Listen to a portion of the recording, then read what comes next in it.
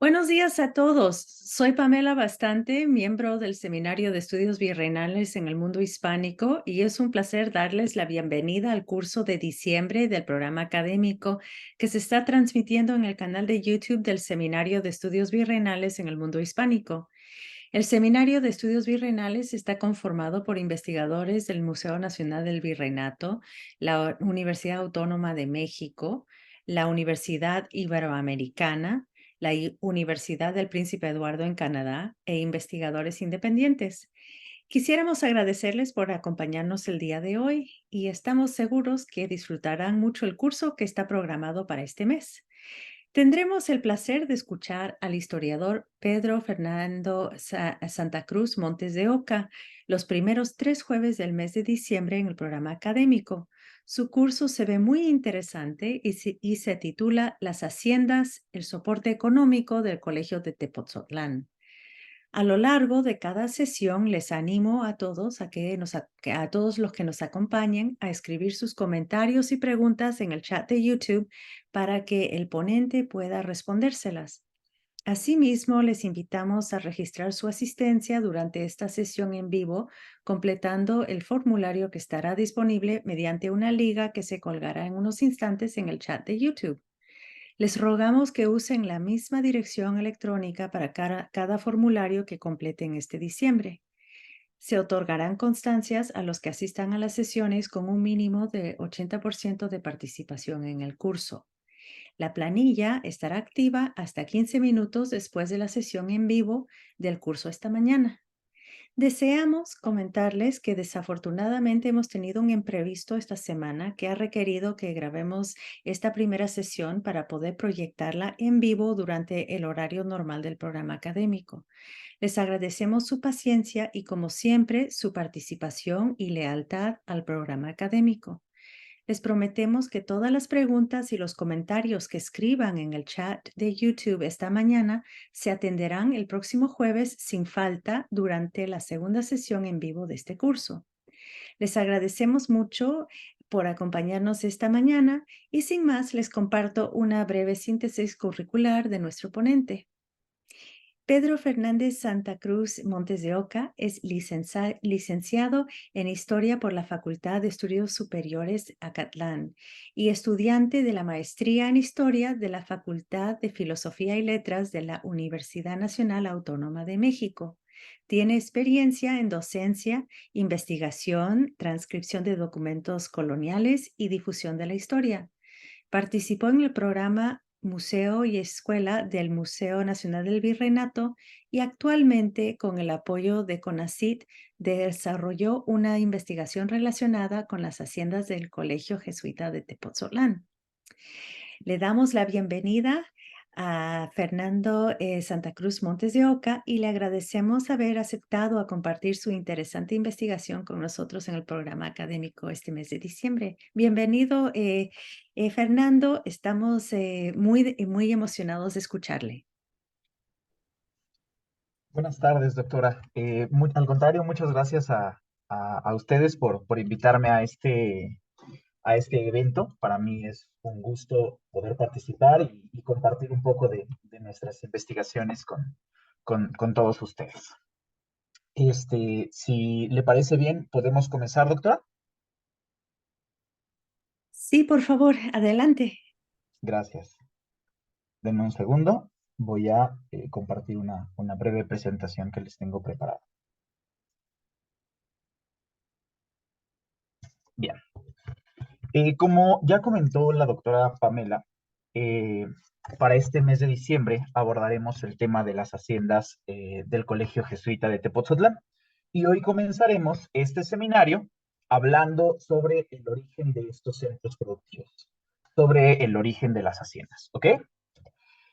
Comencemos primeramente con un poco de los antecedentes al respecto.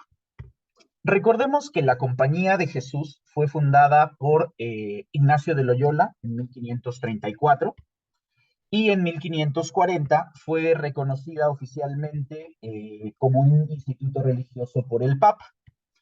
La fama y la importancia de los jesuitas creció rápidamente en el Viejo Mundo lo que les permitió que tan solo unos años después de su fundación se trasladaran al nuevo continente, primero a Brasil en 1546 y posteriormente a Perú en 1568. En lo que corresponde a Nueva España, se sabe que desde 1566 las élites solicitaron su presencia en el virreinato. Por ejemplo, entre estas personas que lo pidieron, destaca Alonso de Villaseca por razones que más adelante ya detallaremos, pero insisto, toda esta fama que adquiere la Compañía de Jesús en Europa va a expandirse rápidamente a través de todo el mundo cristiano de aquella época. Nueva España, por supuesto, no es la excepción, y gracias a las constantes peticiones, hacia 1571, el rey Felipe II autorizó su traslado. De esta forma, el general Francisco de Borja envió al primer grupo de jesuitas, que estaba compuesto por 8 sacerdotes, 3 escolares y 4 hermanos coadjutores, que eran liderados por el padre provincial Pedro Sánchez. Los jesuitas llegaron a la Ciudad de México el 28 de septiembre de 1572 y en el lugar fundaron la provincia mexicana. Su objetivo era promover la educación y contribuir con la evangelización de los indios en el territorio, pero antes tenían que obtener una casa propia y una renta segura para financiar sus actividades. Para cumplir con lo anterior, los jesuitas recibieron múltiples ofertas de personas interesadas en apoyarlos, en fundar su primer colegio en Ciudad de México. Entre ellos podemos destacar las ofertas de Martín Enríquez de Almazán, el virrey, de don Francisco Michón Rodríguez y de don Alonso de Villaseca. Finalmente, la propuesta más atractiva que van a recibir los jesuitas fue de este último, de Alonso de Villaseca, quien inicialmente cedió un solar, una casa y una pequeña renta para que los jesuitas pudieran mantenerse durante estos primeros años. Finalmente, en 1576, donó 40,000 pesos para la fundación del Colegio de San Pedro y San Pablo de la Ciudad de México, también conocido como Colegio Máximo, y a esto se sumaron muchas otras contribuciones. De acuerdo a los cálculos de Félix Zubillaga, para 1580, año en que murió Alonso de Villaseca, había aportado, imagínense, un total de 230,690 pesos a la causa jesuita, que para los números de esta época era muchísimo dinero. ¿Ok? Gracias a estas contribuciones, los jesuitas lograron establecerse, insisto, fundar su primer colegio y de esta manera comenzar con el desarrollo en este territorio, ¿ok? Sin embargo, es importante señalar que además de las contribuciones de Villaseca, muchos otros benefactores también contribuyeron a la causa jesuita, pero los jesuitas no podían sustentarse de manera permanente a través de donaciones. Las ambiciosas tareas que se habían dado para llevar a cabo en este virreinato implicaban contar con un recurso económico seguro. Así que, para lograr esta solvencia, pidieron el consejo a su benefactor, a Alonso de Villaseca, para invertir parte del dinero que éste les había cedido. A lo que, de acuerdo con el provincial Pedro Sánchez, este comentó que no había ninguna cosa, les pongo aquí la cita, más a propósito que las haciendas de campo a medio hacer, porque en el estado costaban poco y con la solicitud y trabajo de los nuestros valdrían mucho. Es decir, le sugirió seguir sus pasos. Alonso de Villaseca era un exitoso hacendado y minero, entonces él les recomendó comprar haciendas poco desarrolladas y dedicarse a invertir en ellas, a trabajar para así hacerlas rentables y por supuesto que a través de su explotación ellos pudieran lograr una buena cantidad de ingresos, ¿sí?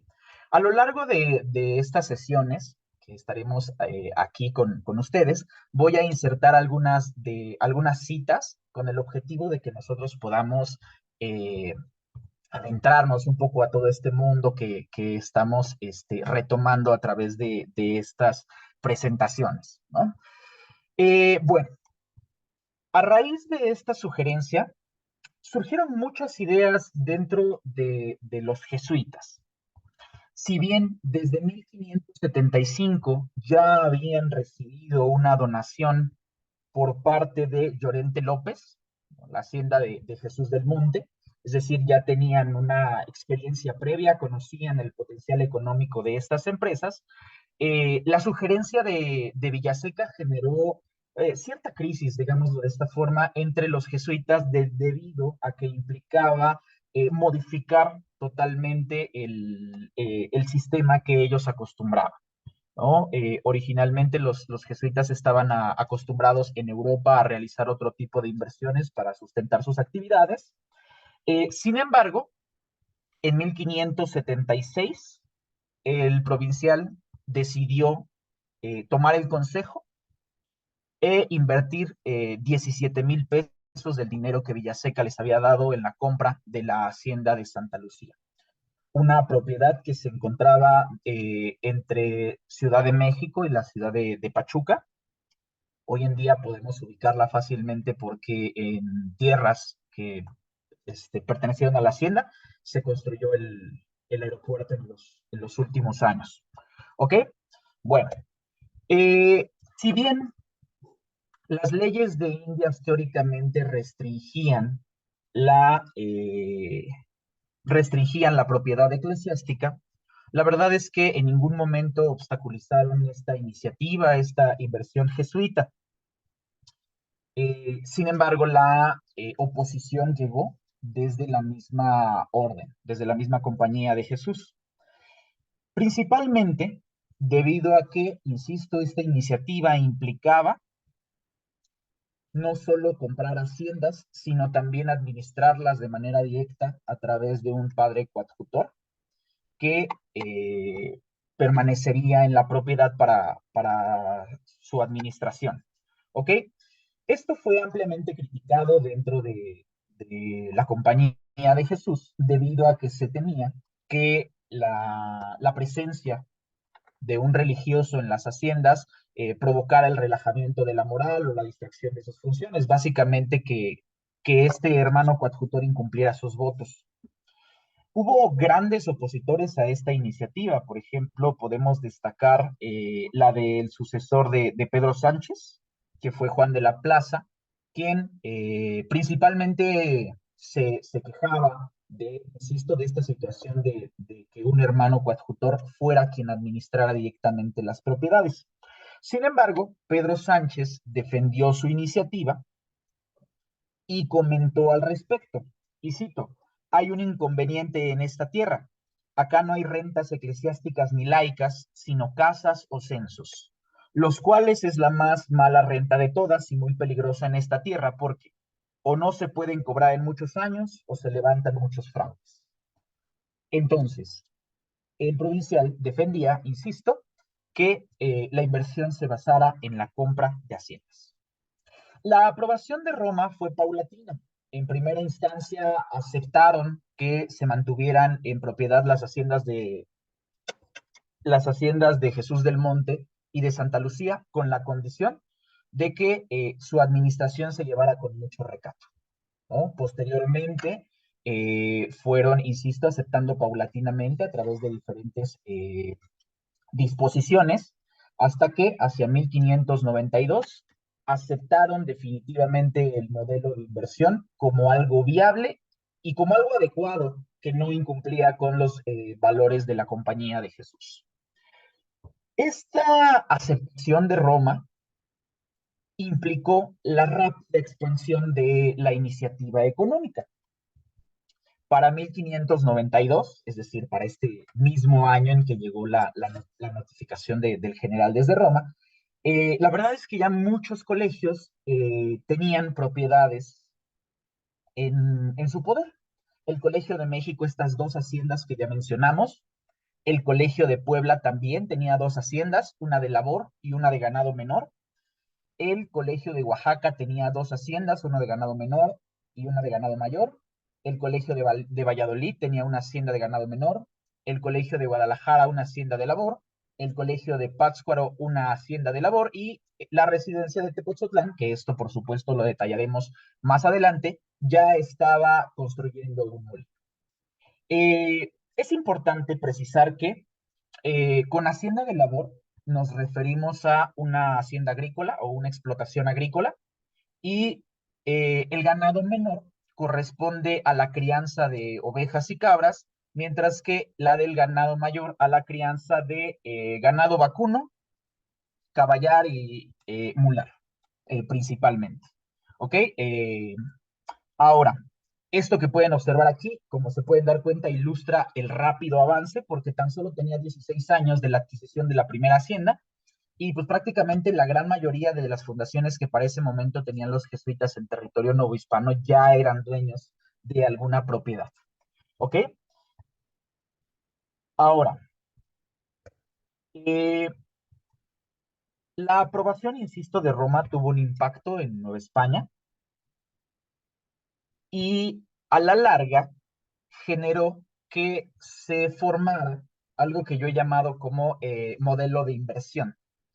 ¿En qué se basa este modelo de inversión? Bueno, pues para empezar, un requisito para la fundación de un colegio era, según Germán Colmenares, que, que los jesuitas dispusieran como mínimo de 40,000 a 60,000 pesos.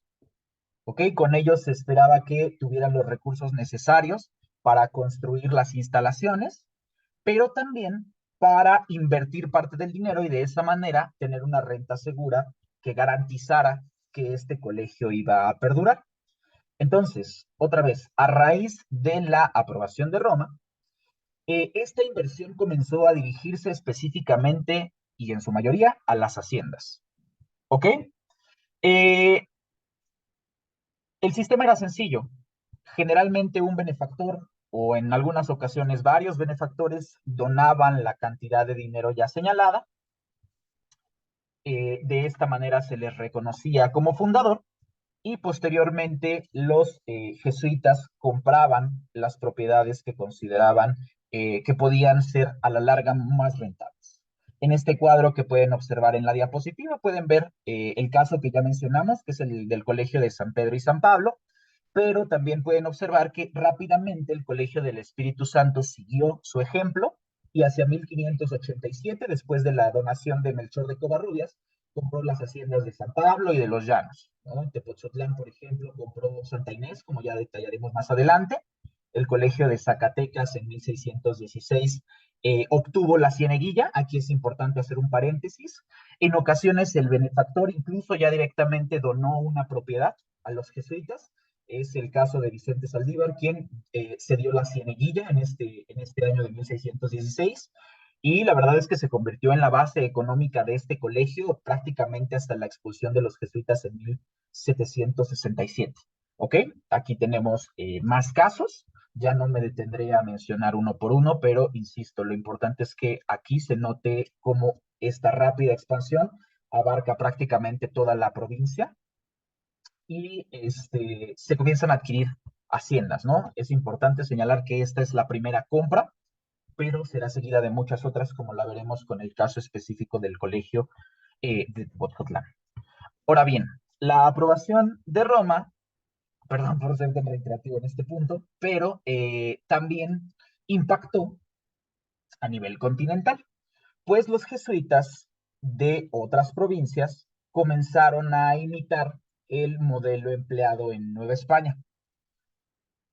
Desafortunadamente, hoy en día carecemos de estudios que nos permitan visualizar esta expansión, pero Nicolás Kushner, por ejemplo, quien hizo importantes investigaciones para el caso de Quito, para el caso peruano y para el caso argentino, confirma que su origen es Nueva España, específicamente la hacienda de Santa Lucía, y posteriormente comenzó a expandirse.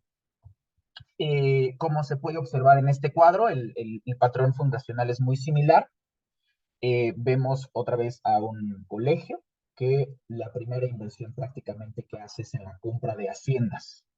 ¿Sí? Aquí en este caso la más antigua que hemos identificado a través de fuentes secundarias es el de la hacienda de Chillos, que en este caso fue formada gracias a una merced entregada por el Ayuntamiento de Quito, ¿sí? Llegados a este punto es importante precisar que, de acuerdo con las leyes del Imperio Hispánico, no se podían hacer cesiones de mercedes a los jesuitas. Finalmente, gracias a distintos favores, ¿no? Gracias a que el mismo rey fue quien ordenó que se apoyara a los jesuitas para su asentamiento, muchas de estas leyes se pasaron por alto, ¿sí? De muchas maneras, generalmente a través de prestanombres. Lo cierto es que, insisto, gracias a esta sesión se forma la hacienda de Chillos y a lo largo de todo el continente veremos que es una situación frecuente. Eh, También hay algunas otras casos particulares, por ejemplo, en el caso de Caracas, donde, bueno, para empezar, la fundación del colegio es muy tardía, como se pueden dar cuenta, en 1752 estaban haciendo las primeras compras, eh, pero estas se dieron gracias a la contribución no solo de una persona, sino de varios benefactores, quienes donaron dinero e incluso propiedades para que se lograra consolidar este colegio. ¿Ok? Ahora, hoy en día, insisto, no hay un trabajo que aborde de manera general este proceso de expansión de las haciendas de la Compañía de Jesús, empero en estos cuadros, nos permiten tener un acercamiento a sus orígenes y darnos una idea de su progresiva y rápida expansión. Solo para que se den una idea, en Nueva España, hacia 1767, año de expulsión de los jesuitas, eh, en Nueva España ya eran dueños de 124 haciendas. Ahora, a nivel continental, eh, sin duda se convirtieron en los hacendados más poderosos, ¿no? En el instituto o en la corporación más rica en cuanto a propiedad de tierras refiere. Teniendo en cuenta lo anterior, pasemos ahora sí a revisar el caso específico de los jesuitas de Tepoztlán. Los religiosos llegaron al pueblo en 1580 como apoyo temporal en la administración de la parroquia. Eh, Perdón, permanecieron en paz por un año, pero al negarse a asumir la doctrina de manera permanente, se nombró a un nuevo cura, lo que de manera inmediata se tradujo en una relación problemática, debido a que el cura exigía que se respetara su posición como religioso a cargo. Sin embargo, los mismos jesuitas refieren que los indios en ocasiones preferían acudir a ellos, lo que, insisto, molestaba al cura. Para evitar problemas, los jesuitas o Andrés Pérez de Rivas comenta que consideraron marcharse, dejar el pueblo de Tepoztlán. Sin embargo, por solicitud de los indios, decidieron permanecer en el lugar, y el pueblo de Tepoztlán se ofreció a ceder casas tanto al colegio de Tepoztlán, bueno, en este caso todavía a la residencia jesuita, y por supuesto al cura, para que, insisto, se erradicara esta problemática que surgió con su llegada. Eh, Perdón.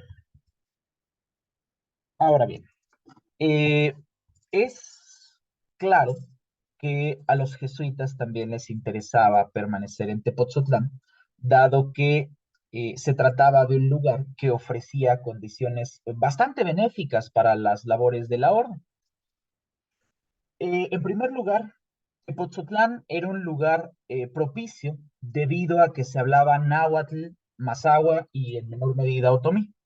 Es decir, era un sitio donde los jesuitas podían dedicarse a aprender estas lenguas y posteriormente emplearlas en sus labores de evangelización.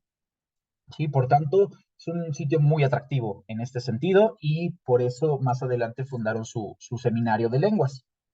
De igual forma, disfrutaba de condiciones geográficas óptimas. Primeramente se encontraba cercano al Camino Real Tierra Adentro, que era esta ruta que salía de Ciudad de México con rumbo al septentrión o al norte de la Nueva España, que como ya sabemos fue el área de evangelización de los jesuitas. Entonces ofrecía la oportunidad de ser un enclave fundamental para emprender esta ruta con dirección hacia el norte. Pero podemos agregar que también tenía condiciones ambientales bastante interesantes para lo que en ese momento los jesuitas estaban llegando a cabo. Y para darnos una idea de cómo era Tepoztlán en aquel momento, colocamos esta pequeña cita de Andrés Pérez de Rivas, si bien esta data de 50 años después aproximadamente, nos da una idea bastante clara. Y vamos, y cito. Tepoztlán era un sitio ameno, ribera de un hermoso y alegre río, gozaba de aires sanos y de apacibles vistas que por todas partes desde él se descubren, por estar en lo más alto de todo aquel contorno su planta. Toda la tierra de su comarca, en parte llana, en parte montuosa, es fértil para la labor de trigo y maíz, y muy a propósito para ganado menor. Es decir, si consideramos que para su llegada a Tepoztlán ya estaba en curso la inversión en haciendas, como vimos en las diapositivas previas, es posible que los jesuitas vieran en Tepoztlán y en las tierras circundantes un lugar óptimo también para la formación de empresas con las cuales podían sustentar sus labores en el lugar. En primer lugar, y para darnos una idea un poco más global de lo que era Tepoztlán en aquel momento, buena parte de la tierra se encontraba, la verdad, deshabitada o abandonada debido a la disminución de la población indígena, debido a las epidemias que asolaron a lo largo de todo el siglo XVI, lo que daba mucho espacio, insisto, para la expansión de estas haciendas, que ya más adelante detallaremos en este proceso. Y también en las cercanías, los que ya conocemos esta región sabemos que se encuentra la Sierra de Tepoztlán, que para ese momento se encontraba cubierta en su gran mayoría por un denso bosque, ¿sí? Que por supuesto proveía madera y además de las laderas que bajaban del lugar, escurrían numerosos ríos, entre los cuales podemos destacar el río Tepoztlán y el río que bajaban a lo largo de todo el valle hasta conectarse con el río de Cuautitlán, que fue nombrado en fuentes de la época como el más caudaloso de toda la cuenca, incluso. ¿Sí? Todos estos cuerpos de agua originalmente desembocaban en el lago de Zumpango, y pues todo este entorno lo hacía un lugar propicio, insisto, para desarrollar importantes empresas que pudieran solventar las necesidades financieras de la compañía de Jesús. De esta forma, y gracias a todas estas condiciones favorables, para 1584 y con el apoyo del cacique Martín Maldonado, se fundó el Colegio de San Martín para la formación de niños indios. Para su instalación, el pueblo donó casas, tierras que fueron las primeras que tuvieron los jesuitas formalmente en el territorio del pueblo de Tepoztlán. ¿Ok? Además, cabe agregar que las autoridades de la Compañía de Jesús también vieron con buenos ojos todo este desarrollo que se estaba dando en el pueblo de Tepoztlán y decidieron trasladar el colegio noviciado al pueblo, que hasta ese momento había permanecido en Ciudad de México, pero que para este momento se considera que es benéfico que se traslade a un lugar mucho más tranquilo. ¿Ok? En el lugar va a permanecer poco tiempo, principalmente debido a que para este momento el Colegio de Puebla ya vivía un auge económico debido a la donación de Covarrubias, que ya mencionamos previamente, y a la compra de haciendas. Entonces se decide enviar a ese lugar porque tenía mejor solvencia, ¿no? Básicamente esa fue la razón principal. Sin embargo, los jesuitas que en ese momento residían en Tepoztlán no pararon en su iniciativa de desarrollar más el lugar y continuar con su expansión. Ahora, antes de continuar, me gustaría hacer una precisión. A lo largo de toda nuestra presentación y a lo largo del seminario, nos referiremos a la población local como indios, apelando a la condición jurídica que en ese momento les otorgó la corona española, ¿ok? El emplear o el referirnos de esta forma a la población será útil para nuestra última sesión cuando tratemos el asunto de los conflictos, dado que verán que tiene un peso importante, al menos para la parte legal. Que entonces, distanciándonos totalmente de la connotación que hoy en día pueda tener esta palabra, nos referimos, insisto, a ella por la terminología que se utilizaba en la época, ¿no? Procuraremos eso a lo largo de nuestra presentación. Bueno, cerrado este paréntesis, vamos a mencionar que para los residentes de Tepoztlán era fundamental lograr la autonomía económica, principalmente porque era un requisito de las autoridades para que un colegio lograra consolidarse. Durante los primeros años, los jesuitas de Tepoztlán dependieron económicamente de limosnas, que eran cedidas por los vecinos de la zona, y por el apoyo del colegio de San Pedro y San Pablo, quienes, insisto, le ayudaban en la manutención. ¿Ok? Sin embargo, los residentes de Tepoztlán ya comenzaban a formar algunas ideas o a iniciar proyectos cuyo objetivo era promover el desarrollo de el desarrollo de esta residencia. ¿Ok? Específicamente decidieron imitar o seguir el ejemplo del Colegio Máximo y destinar sus esfuerzos a la inversión en fincas agrícolas y ganaderas. Ahora bien, a diferencia de otros colegios cuya fundación dependió totalmente de donaciones efectuadas por la población española, como ya lo vimos en el cuadro, en Tepoztlán jugaron un papel fundamental el pueblo y su gobernador Martín Maldonado, porque se dieron las primeras tierras productivas en 1591, específicamente 2 heridos de molino. ¿A qué nos referimos con heridos? Básicamente que tenían el permiso de construcción, pero todavía no estaban hechos. Un estanque de agua, 2 sitios de ganado menor, una caballería y 2 pedazos de tierra.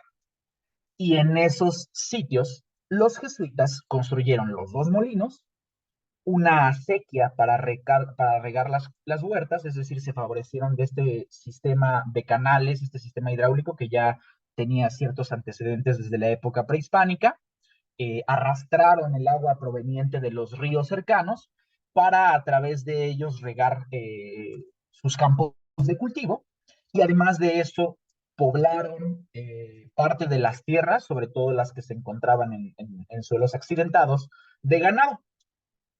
Y gracias a estas empresas lograron que para 1594 ya se generaran sus primeras ganancias. ¿Ok?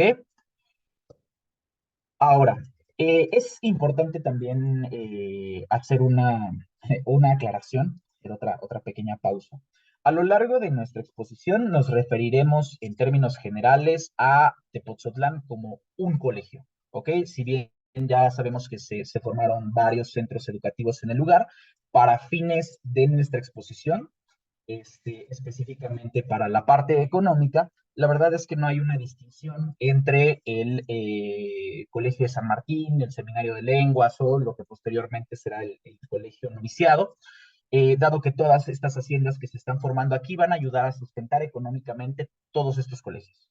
¿Ok? Por tanto, vamos a mencionarlo como un único colegio a lo largo de nuestra exposición, tomando en cuenta que, insisto, se tratan de múltiples fundaciones. ¿Ok? Ahora, gracias a las ganancias obtenidas de estas primeras empresas y probablemente, digo probablemente porque no he logrado identificar una fuente que precise el origen del dinero, este, se basó también en aportaciones que hizo el Colegio de San Pedro y San Pablo. Es decir, con el dinero obtenido de las ganancias y con dinero prestado del Colegio Máximo, los jesuitas probablemente compraron su primera hacienda el 12 de julio de 1595. Se trató de la hacienda de Jalpa, una propiedad compuesta por 13 caballerías y 3 sitios de ganado menor, que originalmente tuvo un costo de 10,000 pesos. Esta hacienda incluía reservas de trigo, de maíz, de cebada y frijol, así como bueyes, vacas, becerros, novillos, yeguas, mulas, puercos, 2 esclavizados negros, una casa con 10 aposentos y múltiples herramientas de labranza. Es decir, se trataba de una propiedad que ya contaba con lo necesario para ser productiva. Sin embargo, los jesuitas, otra vez siguiendo el consejo de Villaseca, invirtieron en ella para hacerla mucho más productiva y unos días más tarde compraron más ganado para abastecer la propiedad y hacerla mucho más rentable de manera rápida. Aquí les tengo una pequeña cita que refiere la compra de esta hacienda. No me detendré tanto en su lectura debido a que ya he mencionado parte de la información que contiene. Solo me detendré a mencionar que la propiedad se encontraba en términos de los pueblos de Huehuetoca, de Coyotepec, de Citlaltepec, y también en las cercanías del pueblo de Tepoztlán y de Teoloyucan. ¿No? Quienes conozcan esta área probablemente ya se están ubicando en donde se localizaba. Sin embargo, para apoyarlos un poquito en esto, les coloco el siguiente mapa, o retomo un mapa que ya habían visto en la diapositiva anterior, donde pueden ahí ver la localización de Jalpa. Si bien se trata de un mapa que corresponde al año 1796, la posición del casco de la hacienda no cambió, y ni tampoco el de los pueblos, ¿no? Entonces ahí pueden observar su posición con respecto a los pueblos cercanos y por supuesto a la laguna de Zumpango, que es bastante predominante, digámoslo aquí, en esta zona. ¿Ok? Ah, es importante señalar que con relación a los centros productivos previos, los jesuitas no lograron disponer o no eligieron el lugar donde se localizaban. Fueron donaciones, por tanto, los jesuitas se tuvieron que adaptar a la situación geográfica del sitio. Pero no es la misma situación con respecto a Jalpa. ¿Por qué? Bueno, los jesuitas conocían el lugar donde se localizó la propiedad, al menos desde 1592. Esto debido a que apoyaron en su labor a los curas de Huehuetoca y Teoloyuca, que son pueblos muy cercanos, como pueden observar aquí en el mapa, y también adoctrinaron a los indios que trabajaban en las labores de desagüe. Recordemos que para finales del siglo XVI, principios del siglo XVII, se emprendieron importantes labores cuyo objetivo era evitar la inundación de Ciudad de México, y uno de los principales responsables era el río Cuautitlán. Entonces empezaron a hacer diferentes obras con el objetivo, primero de contener y después de desviar completamente el río para evitar que la laguna de Zumpango se desbordara y se vertiera sobre Jaltocan y a su vez sobre la Ciudad de México. Entonces estos indios que trabajaban en estas obras titánicas habían sido adoctrinados por los jesuitas. Por tanto, bueno, la labor de desagüe se encuentra también muy cerquita de Jalpa, entonces ya conocían las tierras. Por tanto, es probable que cuando salió a la venta esta hacienda, los jesuitas, conscientes de sus características geográficas y de la oportunidad que representaba para sus fines, decidieron adquirirla, ¿no? Es importante hacer hincapié en esto porque se trata, y como lo veremos a lo largo de nuestro seminario, de inversiones bastante conscientes, ¿no? Los jesuitas van a tener una clara noción de cómo invertir en las propiedades, en la tierra, en los recursos naturales para que estos sean rentables.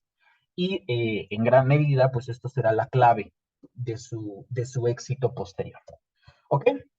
Pero ahora vamos a mencionar un poco de cuál era la situación económica del colegio después de 1595, es decir, después de la compra de la hacienda de Jalpa. Denos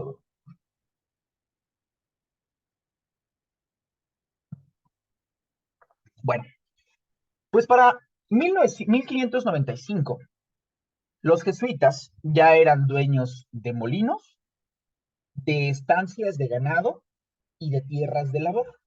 Es decir, tenían empresas agrícolas, tenían empresas ganaderas, con las cuales esperaban alcanzar su tan ansiada autonomía económica. Insisto, querían que el colegio de Tepoztlán se consolidara bajo los requisitos que por supuesto ponían la Compañía de Jesús. Sin embargo, la situación no fue tan sencilla. Todavía para 1600 se reportó que los ingresos del colegio apenas se alcanzaban para mantener a los jesuitas que vivían en el lugar.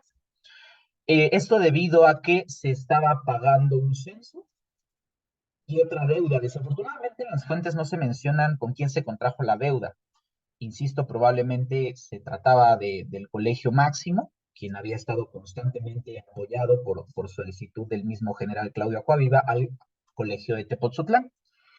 Sin embargo, para 1602 ya se vislumbra un mejor panorama económico para los jesuitas de Tepoztlán. Ya se habían saldado las deudas, se mantenía pues de manera adecuada a los jesuitas que vivían en el lugar y, incluso, perdón, se habían hecho algunas mejoras a la residencia, ¿sí? Específicamente a los lugares en donde se cumplían con las funciones del colegio. ¿Ok? Ahora, para que se den una idea de la localización geográfica de estas primeras empresas jesuitas, les pongo el siguiente mapa, que si bien parte de una delimitación geográfica actual, es totalmente a propósito. ¿Por qué? Porque me interesa que, insisto, ustedes sitúen la posición en donde se ubicaban. Como se pueden dar cuenta, están en tierras que hoy pertenecen al Estado de México, ¿no? En el municipio de Tepoztlán y Jalpa, entre los municipios de Zumpango, Huehuetoca y Coyotepec.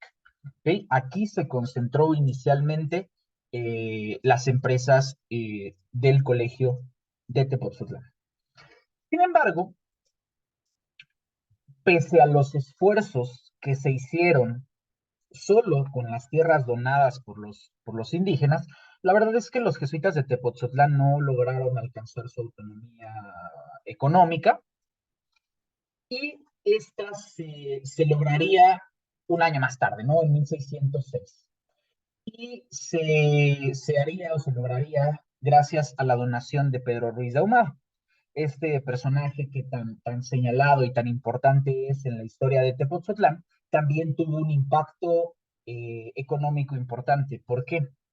Porque Pedro Ruiz de Ahumada, en este dicho año de 1606, donó 34,000 pesos para la fundación del Colegio Noviciado, ¿no? En ese momento, en su testamento, donde hace esta sesión, menciona que era algo que les hacía falta a los jesuitas en ese momento, y sí, ciertamente, el colegio que en ese momento todavía se encontraba yendo de un lugar a otro, va a lograr consolidarse gracias a esta donación y va a tener pues una importancia importantísima, porque es el principal formador de jesuitas en la Nueva España. Pero es importante señalar que en el mismo testamento, Pedro Ruiz de Ahumada indicó o sugirió que 28,000 pesos de los 34,000 que donó se impusieran a censos o para comprar haciendas, ya consciente que en ese momento era el principal método de inversión de los jesuitas, y que los 6,000 pesos restantes se emplearan para la construcción de un edificio o iglesia. A través de esta división podemos ver la importancia económica que tenían las haciendas, dado que pues generalmente absorbían la mayor parte del dinero que tenían los jesuitas para su fundación. ¿Ok? Ahora bien, con la donación de Pedro Ruiz de Ahumada, el colegio de Tepoztlán compró la hacienda de Santa Inés en 1607. Esta hacienda se localizó en términos de los pueblos de Tultepec, Tuzantlalpan, Hueytepec, Cuautitlán y Jaltoca, ¿no? La mayoría de estos pueblos los podemos ubicar perfectamente Tuzantlalpa no lo he logrado ubicar, probablemente se trató de uno de estos pueblos que fueron congregados, es decir, que desaparecieron a raíz de la disminución de la población india, pero aquí en este mapa podemos ubicar perfectamente la posición del casco de la hacienda de Santa Inés. Se encuentra ahí entre las dos lagunas que pueden observar a un costado del pueblo de Cuautitlán. Originalmente, esta propiedad tuvo un costo de 47,000 pesos. 47,937 pesos y 4 reales. Es decir, los 28,000 pesos de Pedro Ruiz de Ahumada no fueron suficientes. Esta es la hacienda más cara que compran los jesuitas durante todo su proceso de expansión, al menos los del colegio de Tepoztlán, y es probable que se tratara de tierras muy valiosas y por eso este costo tan elevado. Geográficamente, insisto, se encontraba entre la laguna de Zumpango y de Jaltoca. Probablemente ofrecía pastos verdes durante todo el año porque se trataba de tierras que constantemente se inundaban. Entonces, desde este momento y en adelante, se trató de una hacienda muy exitosa para la ganadería. ¿Sí? Se especializó principalmente en la crianza de ganado ovejuno, ¿no? De ovejas. Este, e insisto, adquirió gran importancia y rápida importancia económica para el colegio de Tepoztlán. Ahora, para esta sesión, no nos detendremos tanto en analizar este impacto económico a largo plazo, pero lo veremos en la siguiente sesión cuando analicemos todo este proceso de expansión de las haciendas de Jalpa. Pero la realidad es que desde 1607 y, eh, y prácticamente hasta 1767, los jesuitas se dedicaron a comprar continuamente propiedades. Por tanto, partimos de la noción de que Santa Inés fue el detonante, fue lo que les permitió finalmente a Tepoztlán alcanzar su autonomía económica, insisto, gracias a la donación de Pedro Ruiz de Ahumada, este, y emprender pues desde ahí un crecimiento impresionante que hoy en día pues yo espero que todos y si no los invito a visitar las impresionantes instalaciones que hoy pertenecen al Museo Nacional del Virreinato, originalmente al Colegio de Tepoztlán, donde podemos dimensionar el alcance económico que tuvieron todas estas empresas, porque no olvidemos que todas estas haciendas fueron el medio para financiar todas las actividades religiosas de la Compañía de Jesús. Sin ellas, es probable que los jesuitas no hubieran podido lograr todo lo que alcanzaron, tanto en Nueva España como prácticamente en el resto del continente. ¿Ok? Ahora, ya a modo de conclusión de esta primera parte de nuestro seminario, me gustaría señalar ciertos puntos que ya hemos ido tratando. Para empezar, en Nueva España, los jesuitas iniciaron con la compra de haciendas. Es decir, esta iniciativa económica que tuvo un alcance a nivel continental y que convirtió a los jesuitas en el instituto religioso probablemente más poderoso económicamente hablando de todo el Nuevo Mundo, surge en Nueva España, inicialmente con este consejo de Villaseca y la compra de la hacienda de Santa Lucía. ¿Okay? Ahora bien, desde finales del siglo XVI y pues, prácticamente principios del siglo XVII, podemos vislumbrar cierto patrón dentro de la fundación de colegios, en donde parte del dinero que tienen de manera inicial no solo se utiliza en la construcción de sus instalaciones, sino también se acompaña de la compra de diferentes centros productivos.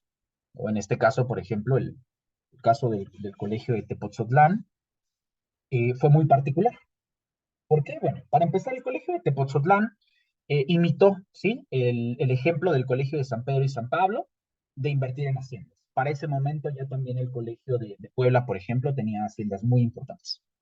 Sin embargo, a diferencia de estos otros colegios, donde el dinero o la base de sus inversiones fueron los españoles.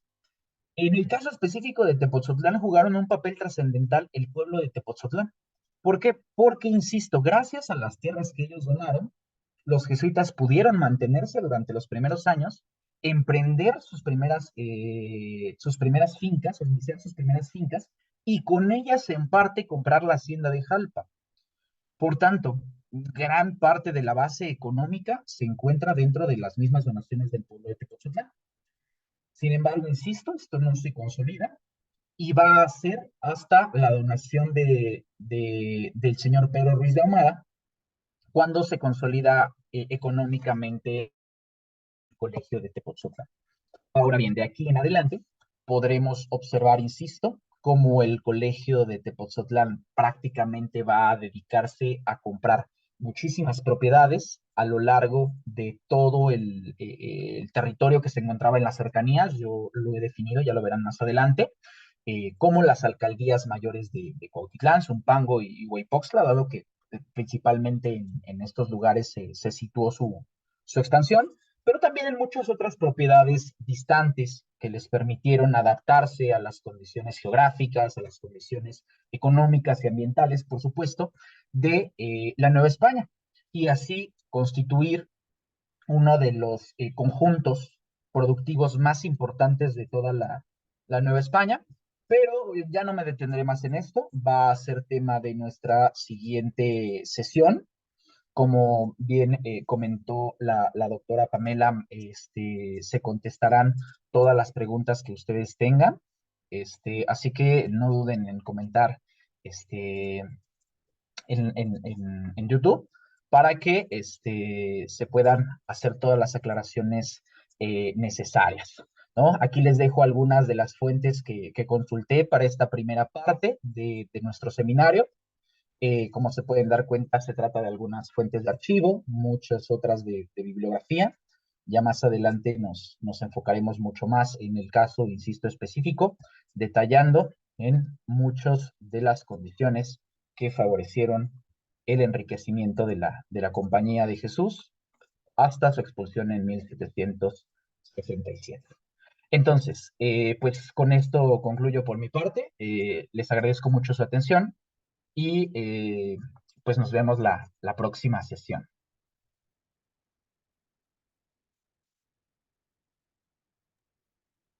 Muchas gracias, Fernando. Ha sido pues una sesión muy amena,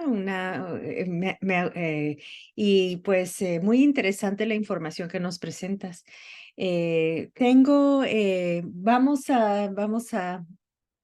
que vamos pues a conversar un ratito para poder pues hablar un poco sobre algunos de los temas que nos compartiste hoy, si te parece. Claro que sí, doctora. Perfecto, perfecto.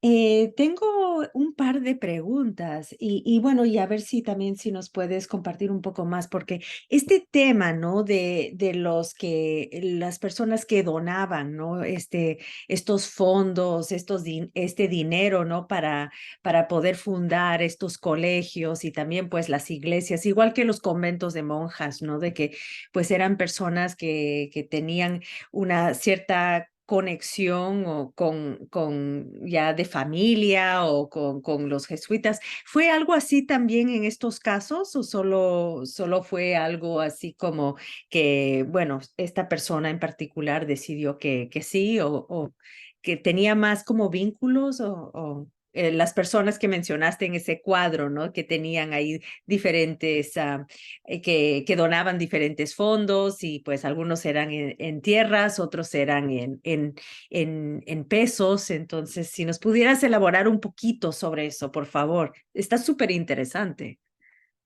Claro que sí, doctora. Sí, esto que usted comenta de la situación de que, bueno, es importante señalar que los jesuitas no eran los únicos que recibían donaciones de muchísimos benefactores, pero una cuestión particular de su caso es que los jesuitas lo destinaban en su mayoría a la compra de haciendas. Hay muchos otros institutos religiosos que también fueron propietarios de haciendas. Ahorita se me ocurren los dominicos, los agustinos, incluso una orden novohispana como fueron los hipólitos. Sin embargo, la particularidad de los jesuitas aquí es la administración directa, mientras que el resto de los institutos religiosos arrendaban estas propiedades.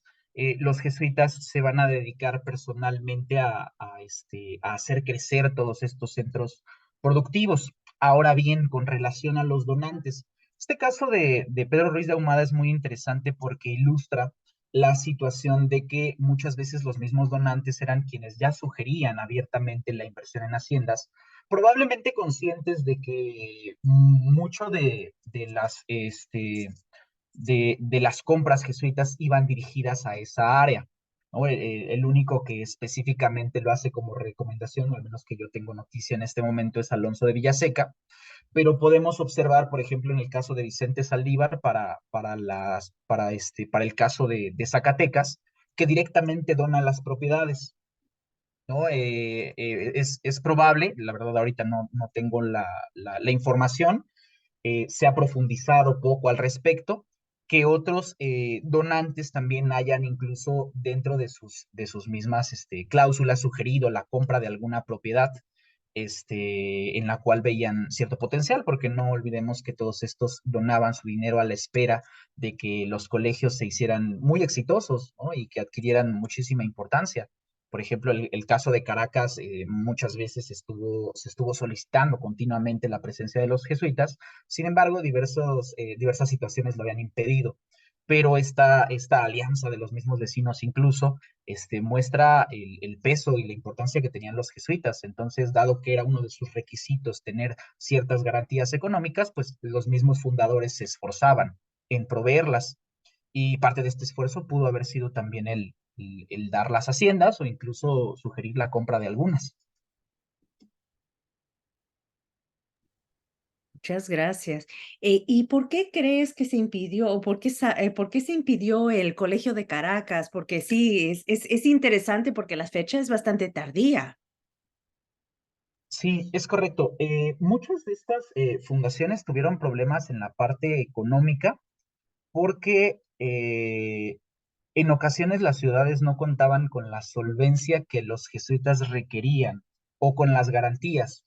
Por ejemplo, en el caso de Zacatecas o Guadalajara, cuando inicialmente empieza las proposiciones hacia los jesuitas están un tanto reacios a realmente invertir en esos lugares porque son zonas, bueno, específicamente Zacatecas son zonas mineras. Entonces, de determinarse los minerales en el lugar, probablemente se abandonaba toda la ciudad y los jesuitas ya habían invertido el dinero. Entonces, necesitaban, insisto, ciertas garantías. En el caso de Caracas, en este momento no tengo tan clara la situación específica económicamente de la ciudad, pero el hecho de que haya tantos donantes denota que en efecto la ciudad era la que ya solicitaba la presencia de los jesuitas. Esta fundación se hace muy tardía. Incluso después de la expulsión, el colegio queda como colegio inacabado, ¿no? Innocuado en el lenguaje de la época, porque no logra alcanzar esta plena autonomía financiera.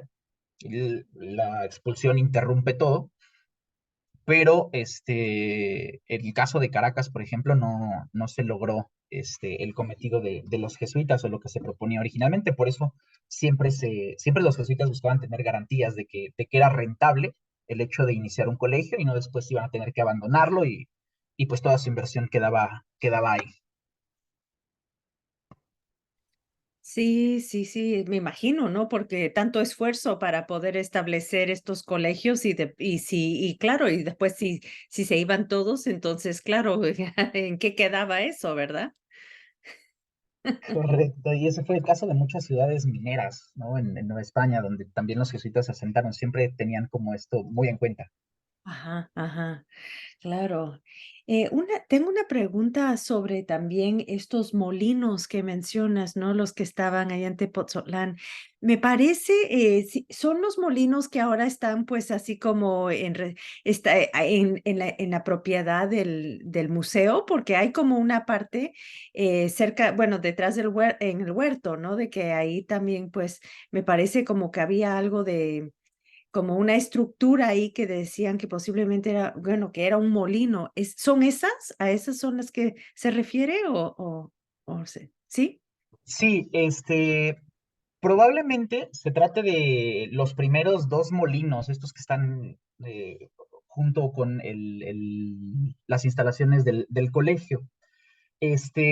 Pero no fueron los únicos. De acuerdo con Tarcisio Pastrana, me parece que fueron entre 7 y 8 molinos los que tuvieron en total. Ahorita no tengo el dato, se los voy a aclarar en las siguientes sesiones con mucho más detalle. Los que en total tuvieron los jesuitas en Tepoztlán. Y sí, estos molinos pertenecían a la hacienda de Xochimancas, que es la que se encontraba contigua con el colegio en el mismo pueblo de Tepoztlán. Y se utilizaron, por ejemplo, los mismos ríos, ¿no? La Sequía Real, el río Hondo y el río Tepoztlán, para mover estos molinos. Entonces, sí, unos son los que están a un costado del colegio, de hoy Museo del Virreinato, pero muchos otros se encontraban distribuidos a lo largo del territorio en las cercanías de los arroyos. Muy interesante. Son muchos, muchos terrenos que tenían, ¿verdad? Porque por la imagen que nos mostraste ahí pues en la diapositiva, ¿no? Porque se ve que es una concentración de tierras, de terrenos muy, muy grandes. Sí, sí, a este momento pues todavía es poco, ya lo verán más adelante, cuando las dimensiones que alcanza el colegio de Tepoztlán ya con con la adquisición de muchas más tierras, se hace muy, muy importante. Prácticamente verán que se extendió desde Tepoztlán y ya hasta muy al norte en lo que hoy en día es el estado de Hidalgo, ¿no? Entonces las tierras que van adquiriendo progresivamente se van haciendo muchas más importantes, muchas más grandes, perdón. Ya por ahí les ofreceré algunas hipótesis de a qué responde todo este proceso de expansión, pero lo iré ilustrando con algunos mapas para que se puedan dar alguna idea. Si bien se trata de aproximaciones en muchos casos, porque no tenemos un mapeo claro de la zona, debido a que muchas de estas noticias son muy ambiguas, las fuentes no son muy claras en las delimitaciones de las propiedades, sí podremos darnos una idea del alcance que tuvieron y de todo lo que concentraron, no solo de tierras, sino de recursos naturales. Ujú, ujú, ujú. Sí, sí, sí, no, me imagino que, claro, empezaron así con un poco y después, claro, fueron como agregando, que eso es lo interesante. Yo pues, no estaba tan enterada de cómo habían hecho con este plan, ¿no? Para poder, pues, como fundar su trabajo, ¿no? A través de adquirir todas estas tierras y luego pues administrarlas y todo esto, ¿no? Y además de estas, como dices, ¿no? Las haciendas de labor, de ganado mayor, de ganado menor, ¿no? Que eran de diferentes tipos, no solamente pues de un tipo, ¿no? De muchas. Entonces, Correcto. sí, muy interesante. Entonces, sí, estoy tratando de pensar aquí si hay algo más que nos quisieras, así como adelantar un poquitito para poder saber un poco más como lo que nos vas a hablar la próxima semana, solo para como endulzarnos un poquito sí, como el conocimiento, así como para emocionarnos un poco. Claro que sí, doctora.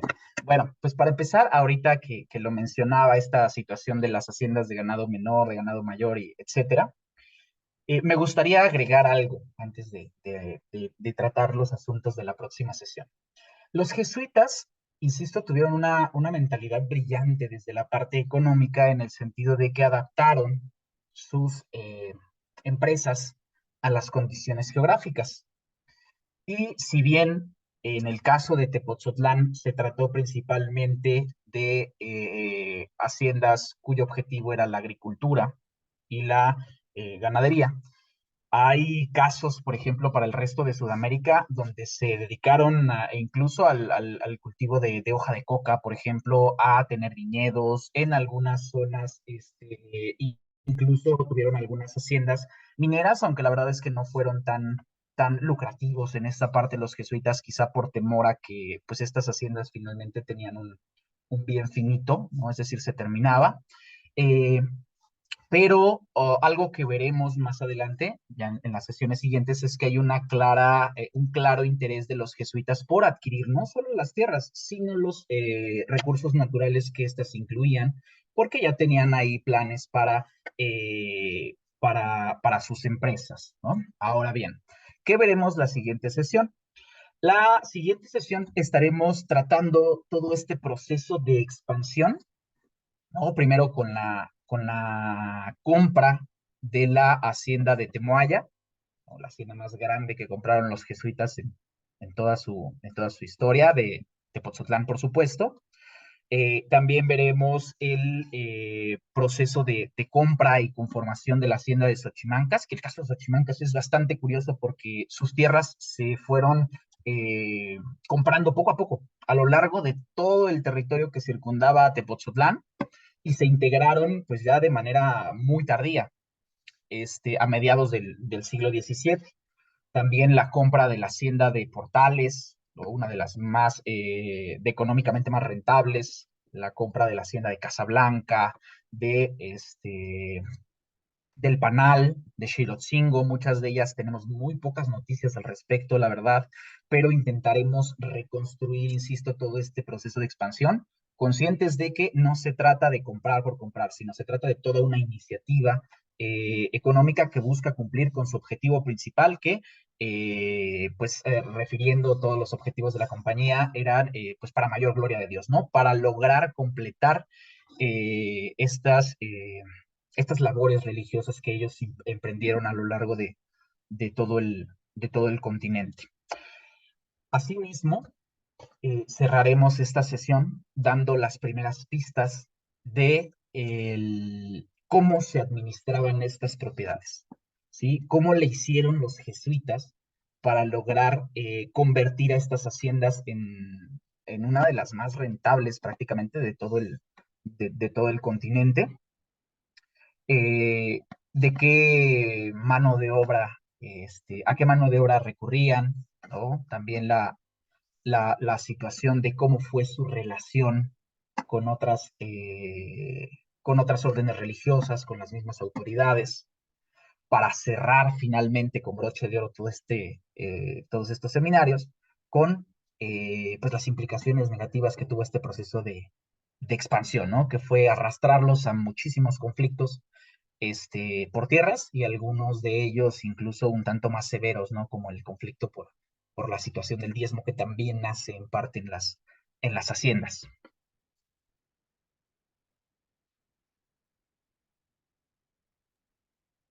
No, va a ser fantástico, va a ser súper interesante todo esto, porque me imagino que, claro, ya después con tantas tierras y tantos recursos, ¿no? Entonces, también por eso es que también los veían como una amenaza, ¿no? Porque, Correcto. claro, con razón.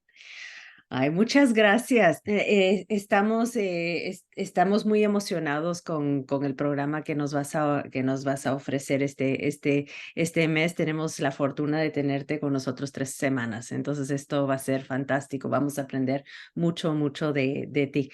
Entonces, quisiera agradecerte por haber aceptado a darnos el curso el mes de diciembre. Y también agradecemos a todos los que nos están acompañando esta mañana en el programa académico, en el canal de YouTube del Seminario de Estudios Virreinales en el mundo hispánico. Y también les pedimos que por favor, sí, ahí anoten sus preguntas en el chat de YouTube para que podamos compartírselas a nuestro ponente la próxima semana para que pueda responder a cada una de ellas.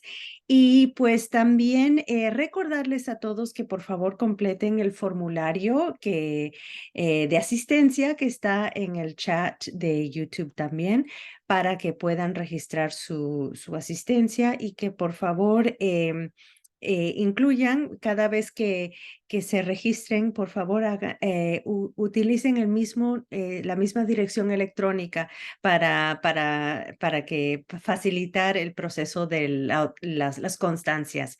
Y bueno, les agradecemos a todos por estar con nosotros esta mañana y nos estaremos viendo entonces el próximo jueves para la segunda parte, que promete ser súper interesante de nuevo. Muchísimas gracias a todos por estar con nosotros y también pues al profesor Fernando por estar con nosotros esta mañana. Muchas gracias, doctora. Muchas gracias a todos. No, gracias a ti y a todos que están con nosotros. Que tengan una excelente semana y nos vemos aquí el próximo jueves. Hasta luego. Muchas gracias.